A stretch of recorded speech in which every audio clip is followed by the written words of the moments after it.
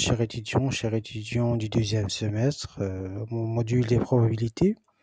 Ce soir, on verra quelques lois discrètes de probabilité, donc les lois usuelles les plus utilisées, des lois portant sur des variables aléatoires discrètes. Et plus précisément, on verra 4 lois discrètes.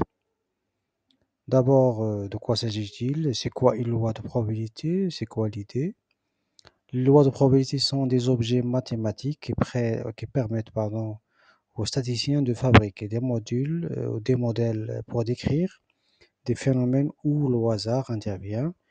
Donc, on se sert d'outils mathématiques, des formules, équations, propriétés et autres pour représenter et pour modéliser des phénomènes aléatoires, donc des phénomènes incertains, qui représentent un certain doute, des phénomènes où le hasard est un facteur déterminant. Une loi de probabilité, c'est également une sorte de distribution théorique de fréquence ou de probabilité. On affecte donc, c'est la loi qui permet d'affecter pour chaque valeur de la variable aléatoire discrète une probabilité. Les lois qu'on verra tout de suite, on commence d'abord par la loi uniforme, ensuite la loi de Bernoulli, après on passe à la loi de binomiale et on termine par la loi de Poisson. Pour ce qui est loi uniforme, d'abord on commence par quelques éléments de définition. La probabilité que la variable aléatoire x, par exemple, prenne chacune des valeurs possibles est identique. Autrement dit, il y a de l'équiprobabilité. Donc on parle d'une loi uniforme si on a des valeurs ou des probabilités égales pour toutes les valeurs de la variable aléatoire discrète. Une variable aléatoire discrète suit une loi uniforme sur le support de 1 à n avec n éléments si, quel que soit le cas qui appartient à l'ensemble de 1 à n, la probabilité de cette valeur de la variable discrète est égale à 1 sur n. Et donc pour toutes les valeurs de cette variable aléatoire discrète x, la probabilité reste la même, c'est toujours le 1 sur n. Dans ce cas-là, on dit que c'est équiprobable ou on suit une loi uniforme avec des probabilités qui sont égales et identiques sur tous les supports. Comment on la note? Donc on la note ainsi, on dit que x suit la loi uniforme sur le support 1n, on le note ainsi.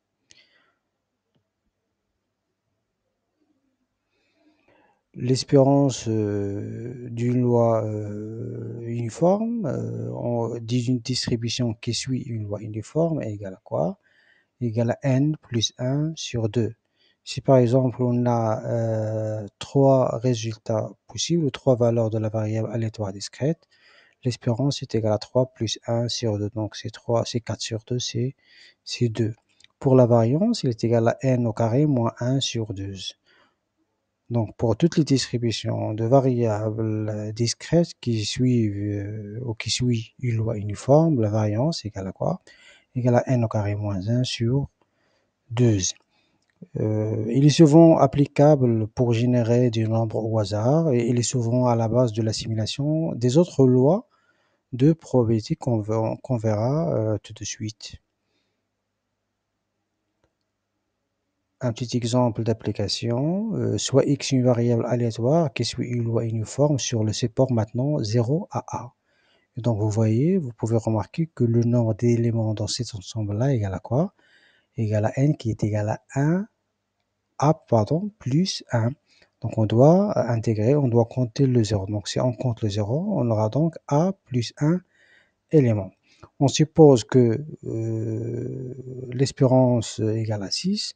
Et là, on vous demande de déterminer le A. Le nombre d'éléments du support, comme on vient de le dire, c'est A plus 1. Bien sûr, tenons compte du 0. Et donc, la probabilité selon le dernier slide qu'on a vu est égale à 1 sur A plus 1. C'est 1 divisé par le n. Pour notre cas, le n égale à A plus 1. Et on a vu aussi que l'espérance est égale à A divisé par par 2, donc c'est le n-1 divisé par 2. Le n-1, donc c'est le a plus 1 moins 1 divisé par 2, c'est le a sur 2. D'où le a égale à 2. Donc a divisé par 2 égale à 6, l'espérance égale à 6, et donc le a égale à 2. D'accord, maintenant on passe à la loi de Bernoulli. Une petite définition, on considère une épreuve aléatoire avec seulement deux issues, donc deux résultats possibles. Et bien sûr, l'un est le complémentaire de l'autre. L'une est considérée comme le succès, donc c'est le résultat par exemple 1. L'autre comme échec, c'est le résultat ou l'issue 0. C'est ce qu'on appelle une épreuve de Bernoulli. Et donc voilà, une épreuve de Bernoulli, si l'épreuve, c'est l'expérience qui ne supporte que deux résultats possibles, deux issues possibles, 1 et 0, ou 0 et 1. Par exemple, pour un test de dépistage de la maladie de coronavirus, donc soit il est négatif pour le résultat, soit il est positif. S'il est négatif, par exemple, on le note 1 ou succès. S'il est positif, on le note 0 ou échec. Donc voilà, c'est un exemple d'une épreuve de Bernoulli avec seulement deux issues possibles. Une variable aléatoire x suit une loi de Bernoulli de paramètre p si sa fonction de probabilité est de la forme suivante. Donc la probabilité d'avoir le succès égale à p, et naturellement la probabilité d'avoir l'échec, c'est le complémentaire, égale à 1 moins p ou la note q. Et donc voilà, p c'est la probabilité du succès et q c'est la probabilité de l'échec. Pour les deux, donc soit pour 0, soit pour 1, la probabilité égale à quoi? Égale à p à la puissance x fois q à la puissance 1 moins x. Ou la note donc de la manière devant vous. Ensuite, pour l'espérance, pour une loi de Bernoulli égale à quoi? Égale à p, tout simplement. Donc si par exemple la probabilité d'avoir un succès égale à 0,4, donc l'espérance égale à 0,4. Pour la variance, c'est égal à P fois Q, sachant que Q, c'est 1 moins P. P, c'est la probabilité du succès, et Q, c'est la probabilité du deuxième résultat, ou de l'échec, si vous voulez. Pour ce qui est domaine d'application, donc la loi, elle était applicable surtout lorsqu'on a des expériences aléatoires qui n'ont que deux résultats possibles. Ces résultats peuvent être soit quantitatifs, soit qualitatifs. D'accord, encore une fois, un petit exemple d'application. Supposons qu'on a une urne qui contient deux boules bleues et trois vertes. Là, on considère par exemple que la variable vaut 1 si la boule tirée est bleue et 0 si la boule tirée est verte. Et donc voilà, on tire au hasard une boule. Si la boule est bleue, c'est 1. Si la boule est verte, c'est 0 ou si l'échec. La probabilité que x égale à 0 égale à quoi? Donc la application directe, soit des deux formules qu'on a déjà vues du dernier slide, ou naturellement, c'est quoi aussi? C'est le 3 sur 5. 0, si c'est pour les boules vertes. Et donc, on a 3 cas favorables, 3 boules vertes qu'on peut tirer sur les 5 possibles, donc 3 sur 5. Pour le fait de tirer une boule bleue, la probabilité égale à 2 cas favorables, donc 2 possibilités sur les 5 boules disponibles. L'espérance, donc application directe, c'est égal à P, comme on a déjà vu maintenant en cours, c'est 0,4. Et la variance, c'est P fois Q, ou c'est P fois 1 moins P, égale à 1,2. D'accord. Maintenant, on passe à la loi de binomial de paramètres n et p. On considère à nouveau une épreuve de Bernoulli, vous voyez maintenant. L'épreuve aléatoire avec deux issues, chose qu'on a déjà vue. L'une est considérée comme le succès, l'autre comme l'échec, on l'a déjà vu. Cette fois, on répète l'épreuve de manière identique et indépendante n fois pour obtenir ce qu'on appelle un schéma de Bernoulli. Donc déjà, vous pouvez noter que n, c'est le nombre de répétitions de la même épreuve de Bernoulli. Par exemple, on reprend l'exemple du test de coronavirus. Si on répète le test n fois, vous voyez, et on désigne par x, c'est la variable aléatoire discrète qui compte le nombre de succès, c'est-à-dire le nombre de fois où le test est négatif. Si on cherche la probabilité d'avoir un nombre X par exemple, ou un nombre, je sais pas, de tests négatifs ou de résultats à succès sur les N expériences, sur les N essais possibles.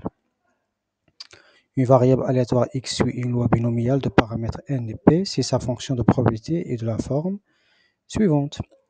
Donc, pour toutes les valeurs, donc de 0 à n, bien sûr sur n essais, par exemple, la x, donc c'est avoir 0 succès, avoir un succès, avoir 2 succès, jusqu'au le fait d'avoir n succès sur les n essais possibles, ou sur n répétitions possibles.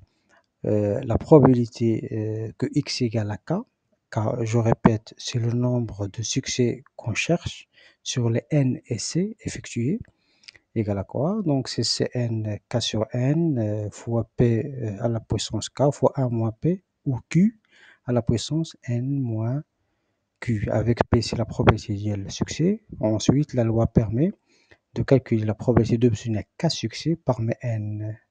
Vous voyez maintenant, donc on cherche une valeur k de la variable aléatoire discrète. Donc c'est le fait de chercher k succès, au nombre k succès sur n épreuves, ou n essais, ou n répétitions. On note donc la distribution qui suit une telle loi de la forme suivante. Pour l'espérance égale à n fois p, et pour la variance égale à n fois p fois q. Je rappelle que n c'est le nombre des essais, c'est le nombre de répétitions, p c'est la probabilité du succès et q c'est la probabilité de l'échec. Avec q et la probabilité de l'échec qui est égale à 1 moins p. Donc pour le domaine d'application, il s'applique fréquemment dans le domaine des sondages.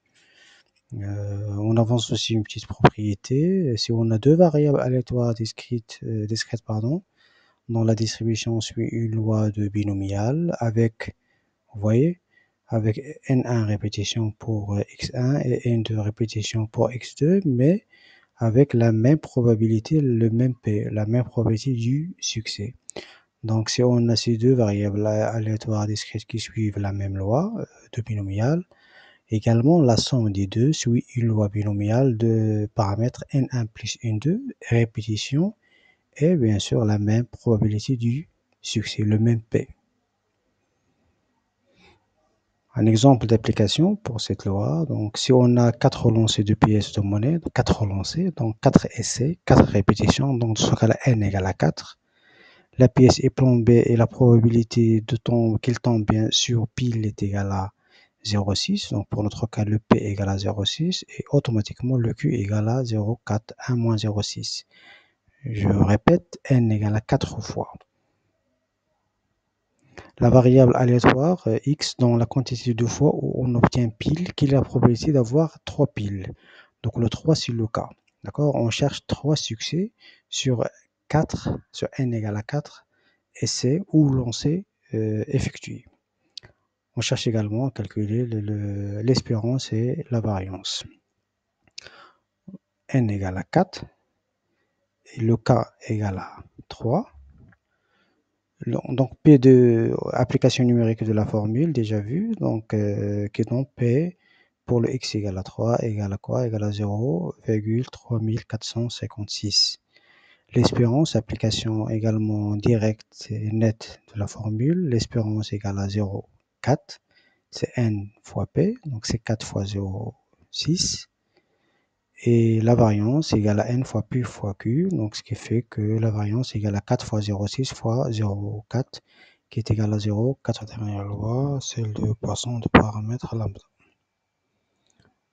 Il n'existe pas, donc des traits nets et clairs caractérisant cette loi comme celle au sens comme celle décrite par les lois que nous avons vues maintenant. Toutefois, la loi de Poisson est utilisée pour des événements rares, pour approcher la loi binomiale à certaines conditions, notamment la rareté également. À noter que c'est une loi qui est en général utilisée pour modéliser des événements rares, par exemple des pannes ou d'autres événements aléatoires qui surviennent rarement. Exemple, si un certain type d'événement se produit en moyenne 4 fois par minute, pour étudier le nombre d'événements qui se produisent dans un laps de temps de 10 minutes, et donc on choisit comme modèle une loi de Poisson de paramètre lambda qui est égale à 10 fois 4. Donc le lambda, c'est le nombre de fois de réalisation de l'événement rare sur le laps de temps choisi. Pour notre cas, pour notre exemple, c'est 10 fois 4 qui est égal à 40. Une variable aléatoire discrète suit une loi de Poisson de paramètre lambda, généralement nécessairement supérieure à 0. Si c'est une variable à valeur entière, x de oméga égale à n, tel que la probabilité que l'événement survient k fois égale à l'exponentielle de moins lambda fois lambda à la puissance k divisé par factoriel de k. P de k donc, P de x égale à k, c'est la probabilité qu'il existe exactement k occurrences ou k réalisations, c'est le nombre moyen d'occurrences dans un intervalle de temps fixé à lambda. Avec le lambda, c'est le nombre de fois, c'est le nombre des réalisations des occurrences dans un laps de temps dans une durée déterminée. On note cette loi de la manière suivante. L'espérance est égale aussi à la variance est égale à lambda. Voilà quelques domaines d'application de cette loi. Donc, il est utilisé fréquemment, souvent pour estimer le nombre de pannes, par exemple, pour estimer le nombre d'appels téléphoniques enregistrés par un central, par exemple, pour estimer le nombre d'arrivées sur un guichet. Dans la finance, pour estimer le nombre de crash d'avion, et ainsi de suite. Donc, généralement, il est utilisé pour calculer, pour apprécier la probabilité de survenance des événements rares. Un exemple d'application pour cette loi. Par exemple, sur un trajet ferroviaire, nous avons constaté 2 accidents par an. Quelle est la probabilité d'avoir exactement 10 en 10 ans? Donc, pour notre cas, le lambda, c'est le nombre de fois, le nombre d'accidents sur les 10 ans. Donc, c'est 2 fois 10, c'est 20. La quantité moyenne en 10 ans sur notre lambda, qui est égal à quoi? Qui est égal à 2 fois 10, égale à 20 en 10 ans. Le cas pour notre cas, c'est également 10. On cherche donc la probabilité d'avoir K accidents, donc 10 accidents. Application numérique directe de la formule déjà vue sur le dernier slide. Donc P de x égale à 10 égale à 0,58%. Et merci pour votre attention. Je vous souhaite le bon courage. Merci à vous.